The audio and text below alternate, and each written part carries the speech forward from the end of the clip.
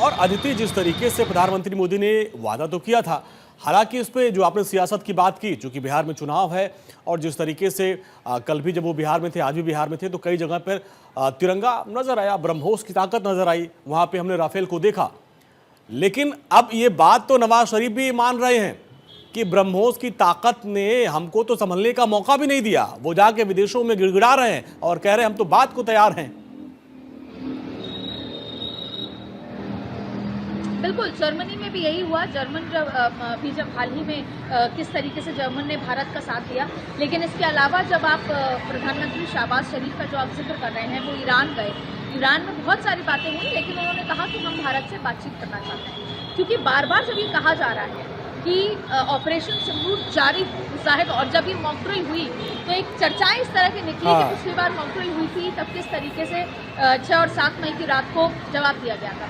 लेकिन इसके इधर, क्योंकि हम प्योर पॉलिटिक्स में राजनीति का जिक्र करते हैं, देखिए जो भारत की सरकार है और भारत है वो अलग अलग मोर्चों पर लड़ाई लड़ रहा है। जब भारत अपने डेवलपिंग से डेवलप नेशन की तरफ बढ़ता है, जब वो अपनी विकास की यात्रा पर आगे होता है, तो वो बहुत सारी चीज़ों को झेलते हुए भी उस विकास की यात्रा को निरंतर आगे बढ़ाना चाहता है। इसलिए ऐसी स्थिति के बावजूद भी हमने जापान को पीछे करके चौथी अर्थव्यवस्था तक पहुंचे।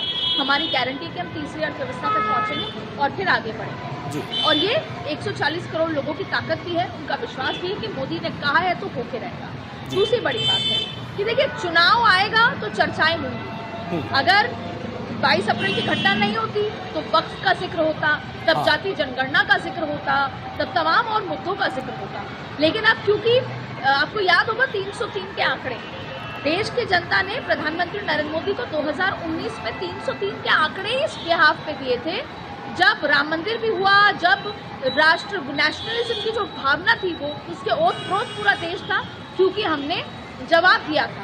हम पीओके में 4 किलोमीटर अंदर घुस के आधी रात को हमने 28 सितंबर को, आपको याद होगा, घर में घुसकर जवाब दिया था और उसके बाद चुनाव हुए थे। तो नेशनलिज्म, जब बात आपने देखा होगा कि जब बात पाकिस्तान को जवाब देने की होती है तो पूरा भारत एक हो जाता है, जैसे इस बार देखने को मिला कि पूरा विपक्ष एक हो गया। लेकिन अब इसके इतर बिहार में चुनाव है, आपने देखा बंगाल में चुनाव है। जब प्रधानमंत्री बंगाल जाते हैं, ममता बनर्जी कैसे कहती हैं कि ऑपरेशन सिंदूर नाम ही इसलिए रखा क्योंकि बंगाल में खेला करना है। तो आप देखिए, विपक्षी दल डरे हुए हैं। जाहिर तौर पे वो जानते हैं कि जब बात इस तरह की आती है तो पूरा देश एकजुट हो जाता है और नरेंद्र मोदी के साथ जाकर खड़ा हो जाता है। 56 इंच की छाती का जिक्र होने लग गया। तो बंगाल हो, बिहार हो, या आने वाला जिस तरीके से चुनावी जो राज्य है, वहां पर इस बात की चर्चा है कि ऑपरेशन सिंदूर के नाम पर लोग प्रधानमंत्री को सल्यूट